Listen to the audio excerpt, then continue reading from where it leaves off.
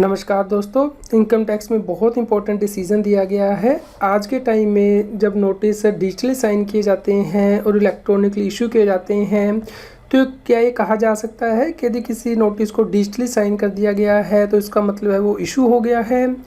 दोस्तों, ये डिसीजन बहुत ज़्यादा इंपॉर्टेंट हो जाता है, ना सिर्फ इनकम टैक्स में बल्कि जीएसटी में भी, क्योंकि नोटिस जो है वो डिजिटली साइन करके इशू किए जाते हैं। तो इसके लिए हाई कोर्ट ने बहुत इंपॉर्टेंट डिसीजन दिया है।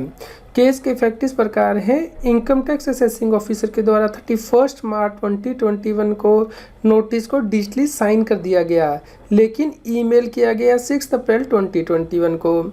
इस केस में जो लास्ट डेट थी इनकम टैक्स को नोटिस को इशू करने की असेसमेंट ईयर 13-14 के लिए 31 मार्च 2021 थी। इस केस में इनकम टैक्स डिपार्टमेंट का कहना था कि जिस दिन नोटिस को साइन किया गया है उसी दिन माना जाना चाहिए कि नोटिस जो है वो डिजिटली इशू भी कर दिया गया है, लेकिन टैक्स पेयर का कहना था कि डिजिटल साइन करना नोटिस को और उसको इशू करना दो अलग मैटर हैं। इस प्रकार ये नोटिस जो है विद इन टाइम जो है इशू नहीं किया गया है।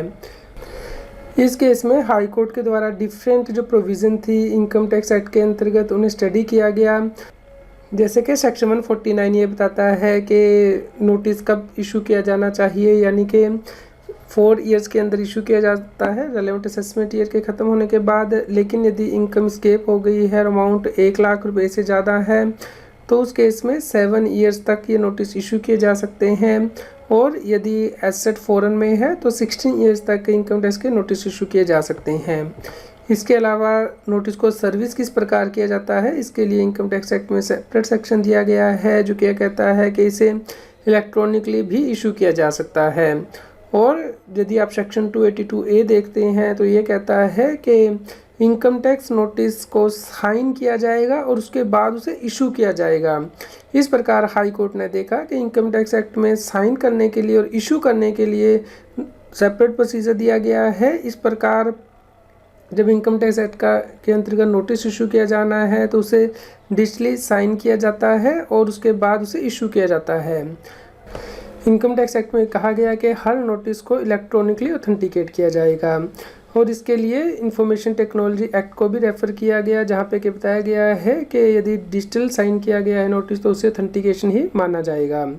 इसके अलावा इंफॉर्मेशन टेक्नोलॉजी एक्ट के सेक्शन को रेफ़र किया जिसमें कि बताया गया है कि जब इलेक्ट्रॉनिक रिकॉर्ड कंप्यूटर सिस्टम में एंटर कर दिया जाता है तो वो ओरिजिनेटर के कंट्रोल से बाहर चला जाता है तो उसे डिस्पैच कहा जा सकता है। इस प्रकार हाई कोर्ट के द्वारा देखा गया कि इनकम टैक्स एक्ट के अंतर्गत नोटिस को साइन करना और इशू करना दो डिफरेंट एक्ट हैं। इस प्रकार इनकम टैक्स एक्ट के अंतर्गत नोटिस इशू हुआ तभी माना जाएगा जब वो स्पेसिफाइड ईमेल एड्रेस से इनकम टैक्स अथॉरिटी के द्वारा इशू कर दिया जाता है। इस प्रकार जब नोटिस को डिजिटली साइन कर दिया जाता है और इनकम टैक्स अथॉरिटी के द्वारा उसे कंप्यूटर सोर्स में एंटर कर दिया जाता है और उसके कंट्रोल से वो बाहर हो जाता है, यानी कि जो व्यक्ति इसे इशू करता है, तो उसके बाद ही इसे माना जाता है कि इनकम टैक्स का नोटिस इशू हो गया है। इस प्रकार इनकम टैक्स के नोटिस का डिजिटल साइन होने का मतलब ये नहीं है कि इनकम टैक्स का नोटिस जो है वो इशू हो गया है।